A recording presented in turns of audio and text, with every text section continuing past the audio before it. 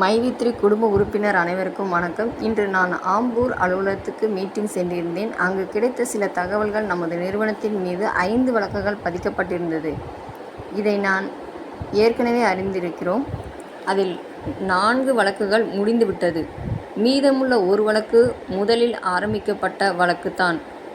அதாவது முத்து என்பவர் பொதுநலவு வழக்கு தொடுத்துள்ளார். அந்த வழக்கு இப்பொழுது சென்னை உயர்நீதிமன்றத்தில் நடந்து கொண்டிருக்கிறது என்பதை தெரிவித்தார்கள். அதன் தொடர்ச்சியாக நமது MD அவர்கள் முன்ஜாமீன் கேட்டு உயர்நீதிமன்றத்தில் விண்ணப்பித்து இருந்திருக்கிறார். எனவே போன 28ஆம் தேதி அதற்கு முன்ஜாமீன் கிடைக்கும் என்ற நம்பிக்கையில் இருந்திருக்கிறார்.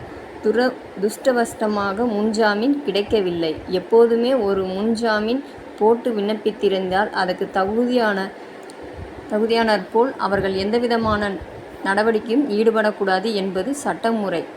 இதனால்தான் MD அவர்கள் நமக்கு வீடியோவில் பேசவில்லை என்பதை தெரிவித்தார்கள்.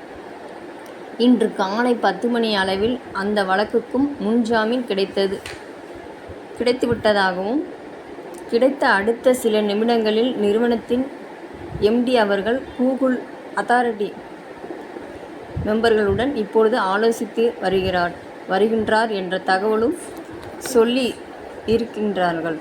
எனவே இதற்கு அடுத்தபடியான இன்று அல்லது நாளையோ நமக்கு வெல்கம் வீடியோவில் பேசுவார் என்ற அடுத்தபடியாக மொத்தமாக பணம் பரிவர்த்தனை செய்வதால் ஏற்படும் சில சட்ட சிக்கல்களுக்கு ரிசர்வ் பேங்க் ஆஃப் இந்தியா இடம் அனுமதியும் கூறியுள்ளனர். நமக்கு பேமெண்ட் வழங்குவதற்கு அதற்குண்டான வேலைப்பாடுகளும் நடந்துள்ளதால் இப்பொழுது ரிசர்வ் பேங்க்ல இடம் NOC சான்றிதழ் எதிர்பார்த்து காத்து கொண்டிருப்பதாகவும், அந்த சான்றிதழ் வந்தவுடனே, அதாவது நாளையோ அல்லது நாளை மறுதினமோ எப்போது வருகின்றதோ அடுத்த கணமே நமக்கு உடனே பேமெண்ட் செலுத்துவதற்கும் தயாராக நிறுவனம் இருக்கின்றது என்பதை தெரிவித்துள்ளார்கள். இவ்வளவு காலம் பொறுத்துவிட்டோம்.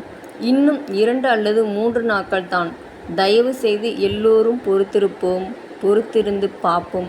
நிச்சயமாக நமக்கு உண்டான பணம் வந்தே தீரும் என்ற தகவலும் கிடைத்திருக்கின்றது என்பதை தெரிவித்துக் கொள்கிறேன்.